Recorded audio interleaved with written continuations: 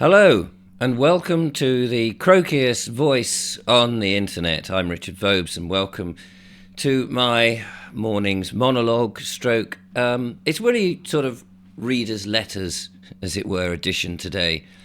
As you can hear, I'm just recovering from a cold, which seems to have attacked my throat and made me like a bullfrog who's just nipped up out of the pond onto a lily pad and croaking away like some poor demented toad. Anyway, I shall try and limp through this, and I appreciate all the nice comments that have come in from the video previously.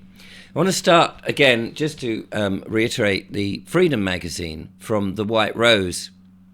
It's a great idea to see stuff in print. Should the internet ever get cut down, what are we going to do? I made a video about this the other day about the internet if they took it away. In many ways, I think it would be quite a good thing. It would stop me having to make shows, for one thing, and you would be rewarded by not having to tune into this nonsense. However, the being able to read stuff in print has the advantage that it can't be edited. Unlike places like Wikipedia, that people can come in and change your entry. And as somebody did to mine at one point, saying that I was a self-confessed racist. And I was asked when I was about to do a gig, "Are you, Richard, are you a self-confessed racist?" I said, "No, not as far as I'm aware. I don't believe I'm a racist at all. But some people might think so. But I'm certainly not self-confessed. What made you think that?" And the person who was booking me said, "Oh, it says so on your Wikipedia page." I said, "Oh, that's news to me." Well, when I then went to look at a Wikipedia page, the whole page had been removed, and you knew you were close on the target. I'm now, of course, some right-wing conspiracy theorist, I guess. But anyway, whatever. But if it's in print, a magazine, I think, is a fantastic way of getting information out. We used to do it in the old days. Do you remember the old days before the digital revolution, whatever? Anyway, the White Rose for Freedom magazine, available from the White Rose. Here is the website. Have a little look. It is thewhiterose.uk. That's the URL. And the Freedom magazine you can access and subscribe and all the rest of it. So there we go. How about that? Thought it's only fair on the platform like mine to give people a plug, and I think that's very important. I was sent this. I did a video yesterday, you know, about the rain that was coming down and saying geoengineering and stuff, and a lot of people were agreeing that that was the case. But some people, you know, I have my detractors. People, when they don't like a show like this, and yet they still tune in. It's very kind of you, by the way. I mean, the fact that you comment, and you may, you know, be from the 77th Brigade, I don't know, or you just don't like me, whatever. It's very nice that you waste your time still commenting, because it actually still helps to promote the show. So thank you for that, to all those that comment, but particularly to the detractors who really don't like me. I really appreciate it anyway, because it actually works in our favour. So I was sent this by Gemma. Thank you, Gemma. Let's have a look at it. It's from The Guardian, but this was an article. It says here it's 22 years old. RAF rainmakers caused the 1952 flood. Well, if they could do it back then, what's to suggest they can't do it now? Unearthed documents suggest experiment-triggered torrent that killed 35 in Devon disaster. And here is the part of the original article. On August the 15th, 1952, one of the worst flash floods ever to have occurred in Britain swept through the Devon village of Lynmouth. 35 people died as a torrent of 90-metre tons of water and thousands of tons of rock poured off saturated Exmoor into the village, destroying homes, bridges, shops and hotels. Excuse me. The disaster was officially termed the Hand of God, but new evidence from previously classified government files suggests that a team of international scientists working with the RAF was experimenting with artificial rainmaking in southern Britain in the same week and could possibly be implicated. Well, I'll leave the link to the article and you can go and have a look. But it does suggest to me that people have been doing this sort of stuff for some time all over the world.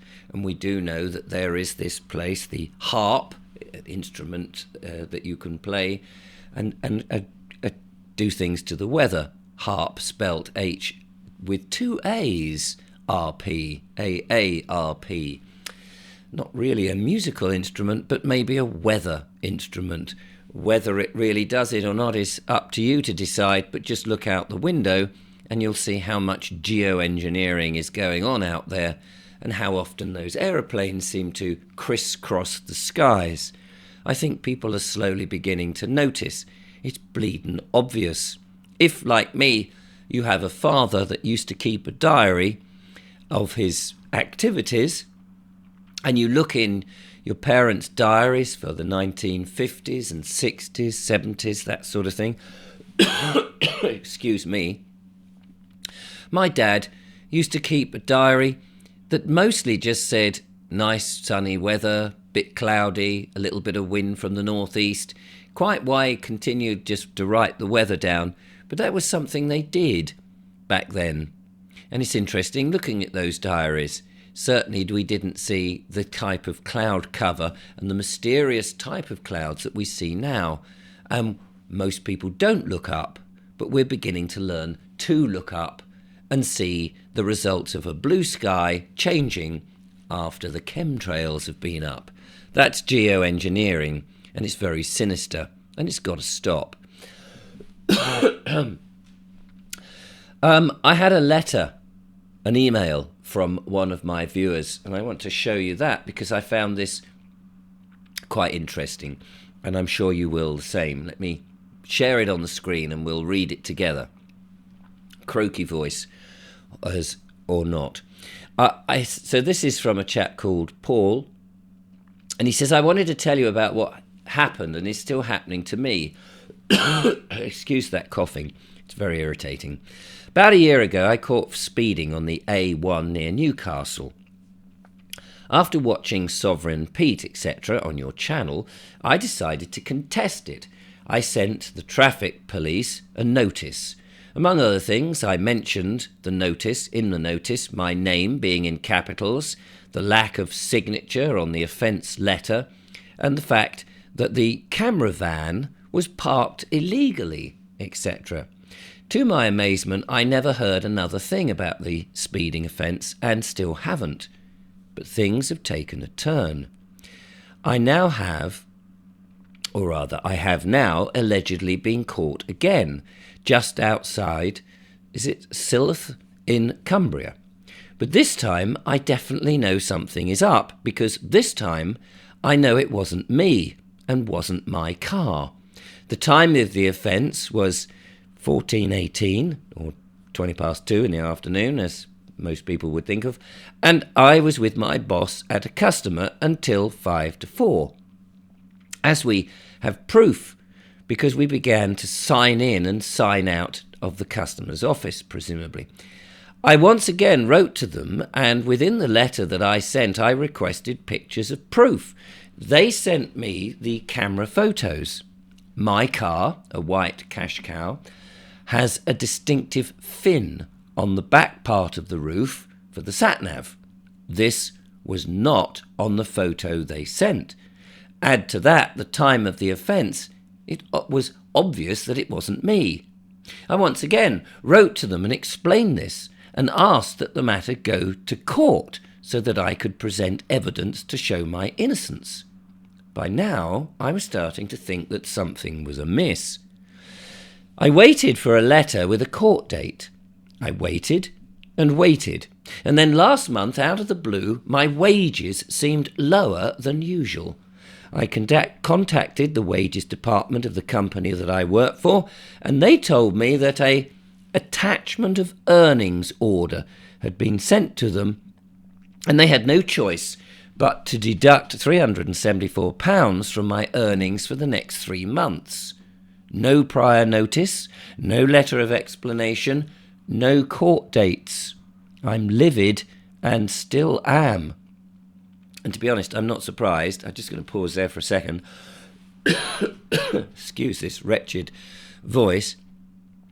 But you would think the company you work for, Paul, would have told you that there was an attachment of earnings and that was what the deduction was prior to the event. You would have thought that your company would have at least alerted you to that. I find that very strange. But let's continue. About 12 weeks ago, my wife suggested I started a vlog on YouTube, similar but different to yours. So I did. She thinks it may have something to do with that, but I disagree, as I have very few subscribers and the channel doesn't generate enough views. Yet, he says. I think it is because I questioned the first speeding ticket. Plus, adding insult to injury, the other day I was parked in a car park. I caught a copper looking at my car with his notebook in hand, writing something down. When I questioned him, he denied it. He didn't realise I was watching from the shop that I was in, but he was definitely looking at my car, which stood alone, and writing in his notebook. I think I'm being targeted. I think they're upset that I questioned the first offence with the valid points, and they don't like it. And that was from a viewer called Paul, who says, as you heard there, that he has his own YouTube channel. One of the things that I have in the past recommended, and I do recommend, is that people do set up vlogs on YouTube or any of the other video platforms and talk about stuff. We need more voices talking and exposing stuff that's going on. It doesn't matter if you've got small audiences. I think it's absolutely essential, which is why if you reach the heady heights that my subscriber list has, although my views are not really anything like the views I had last year, because I'm being throttled, and I know that, I think it's important that we share other people's ideas, their platforms and things like that, and that we get more people talking. Because unless we make things public, and this is the only way we can do it, we can't rely on mainstream media to make things public because they're not interested. They're bought and paid for by the dark forces themselves. So they're not going to help free the world. It is people like you and I going online and recording things or printing things in, like, the Freedom magazine, and other magazines are available. The Light, for example, the Light newspaper, is where we can try and get things out. So this is, just to help Paul, this is his YouTube channel, Bowtie Videos, and he's reporting on all sorts of bits and bobs, joining the dots together, flat earth, gravity, is it a scam, the mainstream media, the hidden histories. He looks like a fun character. So do check him out. I'll put the link in the description. Give him a few more subscribers. Tell him I sent you over, and he'll be thrilled, I'm absolutely sure. And on that note, whilst we're talking about YouTube channels, here's mine, as you're aware. Somebody said to me, what happened to the live last night? If you're watching, of course, you'll know that we have something called the Lawful Remedy. Well, last night, it didn't happen. I wasn't very well. I've got a croaky voice, and I just didn't think that, I mean, it's hard enough me doing this for the nearly 14 minutes that we've been recording this as I speak. Now, to do a 2-hour hosting with the panel, your questions on the Lawful Remedy live that we would normally do, it just hasn't happened, and I apologise for that. I just was not up to it. You think it's croaky now? Yesterday, the bullfrog was very much like this. It was dreadful. You might have enjoyed seeing me suffer, but I didn't enjoy suffering. And just swallowing, I don't want to make you feel sympathetic to me. You don't have to feel that at all, but I can tell you, just swallowing was extremely difficult.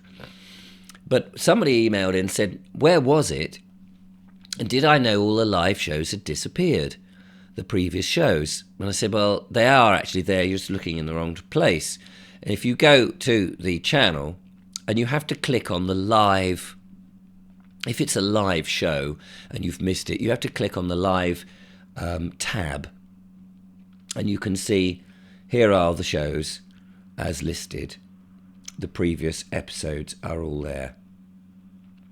Other shows, of course, are available in the live, and some go back to some previous stuff that I used to do, which is reading shows, old books. You may be interested. I used to do reading shows, but actually I moved those to a channel called Listen with Vobes.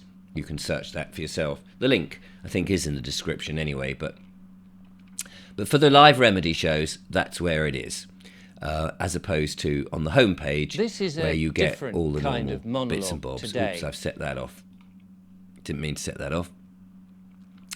But there you are. You see all the recent stuff that we do. Anyway, thank you for watching. I'm going to go and nurse my throat now. Take care. Have a good weekend.